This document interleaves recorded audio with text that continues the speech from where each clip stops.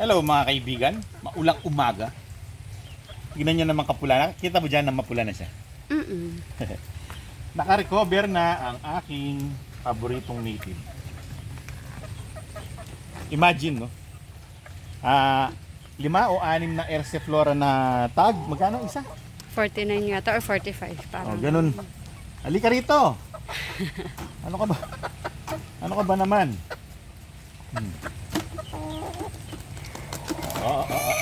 Uy, saan ka pupunta? Sabay takbo. Aglit. Kunin natin. Sabik eh. Sabik sa lupa. Hey. Umuulan. Kabait na. Oh, wag na. Mabait din. Imagine, no? 5 Erseflora ang iginamot ko sa kanya. Medyo may presyo, di ba? 49 na, 40. 45, 49 parang ganyan. Oh, tapos 5, di medyo mahal. Pero okay lang, at least yung aking favorite ito yung pinaka-favorite ko. Yung katawan niya, konti na lang nagbabalik na. Ayan na, may laman na, oh. Hindi na siya pala. Hindi na pala ko, no? Ayan, may laman na yan, ah. Ayan na, may laman na. Tsaka yung ano niya, yung pinaka-feel niya, hindi na siya payat. Mabigat na siya ulit. Tapos bumalik na yung kanyang pinaka Sigla. ugali. Yung dominant ang ugali nito, kaya to hiniwalay ko kaagad eh. Yan ang kulay niya, oh. Naglalabasan na yung kulay niya. Ganyan yung ano niya dito sa may taas ng pakpak. Yan, mamula-mula. Tapos talisaying medyo madilaw-dilaw na abuhin, na hiraw, na mahirap intindihin. Oh, yan, wala siyang sipon, ha. Walang sipon yan. Walang sipon, no? Kumain lang siyang kanin kaya may mga puti-puti sa sa tuka. Ayan, ganyan pa rin, mahaba ang mga paa, may tahid na. Ang bata-bata pa nagkakatahid na. So, matagal ko tong hindi pinapawalan dahil nga syempre, baka kung ano naman ang tsaka maulan, no? Hindi ka pwede lumabas. Dito ka muna sa loob. So, nakapagpagaling na ako ng isa. So, alam ko na ngayon, kapag na-crop bound sila, medyo mahal. Erseflora. Pero meron ding iba, sabi, Yakult. Nasubukan ko na rin yun eh. Kay Crocodile. Ay, kay Warthog. No? Kaya warthog. Pero hindi umubra. Na ano rin, na-dedo rin si Warthog. Pwede rin dahil sa Na-crop yun bound. or masyadong Siguro malalaya. mababa masyado yung mga lactobacillus no, kaya hindi akma dun sa kasi yung Erseflora para sa talaga sa may sakitan tiyan yun eh. 'Di ba yung Yakult para naman sa okay ka ba tiyan, yung everyday lang para nagkikip lang yung numbers ng mga good bacteria mo sa gut. Good gut bacteria. Pero ang Erseflora gut defense. Talagang para sa mga ano talaga masakit ang tiyan, sa may problema talaga sa digestive. Sa tao 'yun ha. What more sa manok kasi lit-lit lang manok, papainom sa kanya lahat 'yun. Hindi ba gagaling 'yan, di ba? Tapos, meron din na mga yung nabibili na capsule na ganoon din probiotics. Pero ako Erseflora na lang. Nakita ko naman yung resulta oh. Hindi ko lang alam kung totoo yung nakapagpagaling, pero malamang sa malamang 'yun. Kasi 'yan ang problema niya. So meron na ako napagaling. Tingnan naman natin yung mga nagkaroon ng mga Tong bulot. kurikong sa mukha. Yan. Yung isa medyo ano kasi yun eh. Meron ng mga ganyan sa mukha, nakikitukaan pa rin. O yan. Ang aking Jalan Pulang. Pangalan nito ha. Jalan Pulang. Come on inside. Nandiyan pa sila kasi hindi ko muna sila binababa. Dahil, pero bumaba na yan sila. Ngayon lang pinasok ko lang ulit. Nauulan na naman eh. Baka kung ano naman matuka dyan sa sahig eh. 47 pesos na naman ako everyday. Tingnan naman natin yung mga nagkaroon ng kurikong sa mukha. So, eto naman. Ang isa. Sa nagka-ano. Ikaw, halika. Balik na yung katawan niya. Bumalik na ang kanyang katawan. Malaki to. Malaki siyang manok. Ayan oh. Although, nakakakita na siya oh. Babalik naman niya sa, yan oh, bumubuka na mata niyan eh. Ayun yung, Dati sarado mata niyan, tapos kulay dilaw yung mukha niya. Dito sa side na to, medyo konti na lang. Dito naman sa side na to, medyo marami-rami pa ng konti. Kanin yan, kanin. May mga kumakain silang kanin. Pero at least, siya'y napagaling na namin. Yung katawan, bumalik na sa dati. Ayan.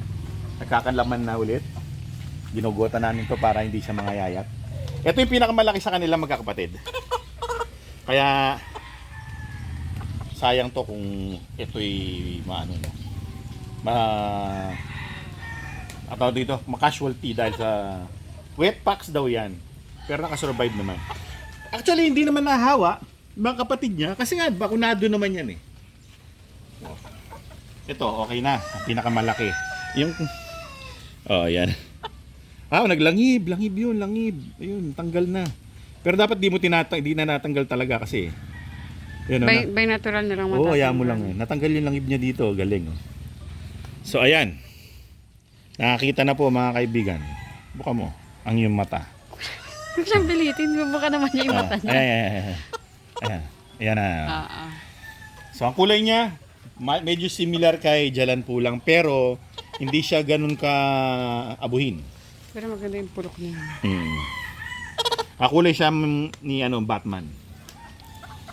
Tapos, yung kanyang kapatid. Ang kapatid niyang si Wawang. Wawang. Si Wawang ito. Ito mataba. Mataba yan.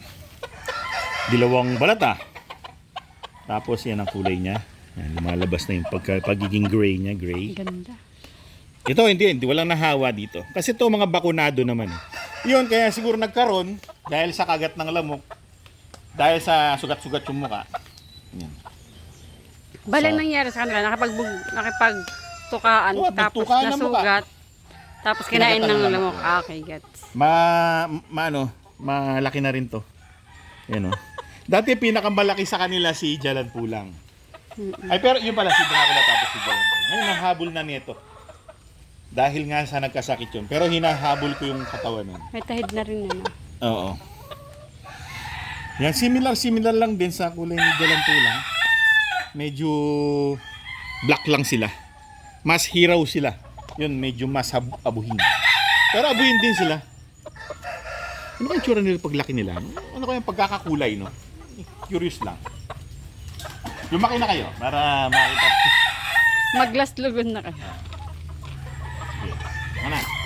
Tapos dito naman, yung isang kapatid, di pa ganong nagre-recover to. Buti naman, hindi nangangayayat. Ayan. Ayan o. Sige. Anong tawag? Saan na yan? Kurikong. Ali. Hindi, wet packs. Wet pack. Ito hindi pa nangangayayat kasi nga dahil sa ginogota namin. Pinapasukan namin ng yung matubig na crumbles. At the same time, kumakain pa rin siya. Dumidilat naman yung mata niya, pero sinasara niya lang ngayon. So gagaling din to. Hindi lang siya makakita, malungkot. Anong kanyang likod? Parang si Batman lang din. Pero ano lang ito yung kanyang paano, hindi siya Yan, ganong sige. black. Tukaan pa mo. Ayan.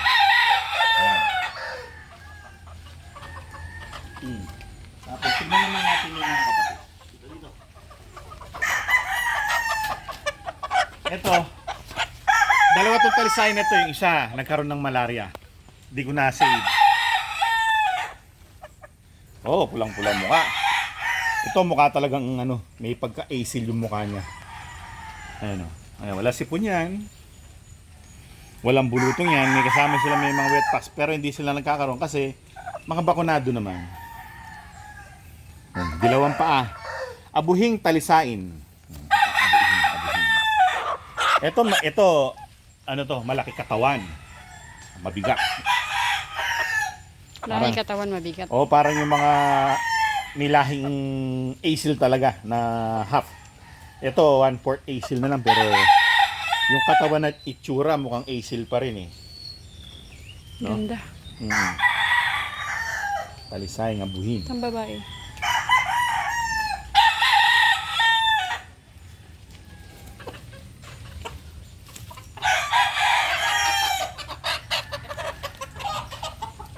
pa yung damo. Walang nasaktan sa mga Ah. manok dito. Eto, ang aking kaisa-isang babae, talisain. Yung isa, black yun eh, ihiraw. Abuhin. Abuhin talaga siya. Abuhin. Ganda ng kulay niya, no? Oo. Parang tuba. Yung itsura niya. Kawig niya yung kapatid niyang lalaki. No? Yellow legs din. Mukha siyang AC. Maganda yung katawan niya. Parang baga sa brusco. Pero babae Bruska. Bruska yung katawan niya. Ganda. Bruska. Kumain nata. Yan. Wala Yan ang yung aking mga native napagaling ko na. Salamat naman at wala nang crop bound na gumaling ng walang naging side effect. Yun nga lang ihahabol ko sa katawan at laki. Yung mga nagkaroon ng bukol-bukol sa muka, magaling na isa na lang ang ginagamot. Ginugota ko lang tapos Betracin Gold Capsule. Para sa respiratory yun kasi siyempre mahina yung katawan nila, nag-uulan. Baka magkasipon. Ginalagyan ko na lang ng Betracin Capsule. At the same time, siguro nakakatulong din yung para matuyot yung mga sugat nila. So well, yan ang aking mga native na nagkaroon ng mga problema. At nasolusyon na naman, thank you. Hanggang sa susunod na episode. Maraming salamat sa inyong panonood. Paalam! Paalam!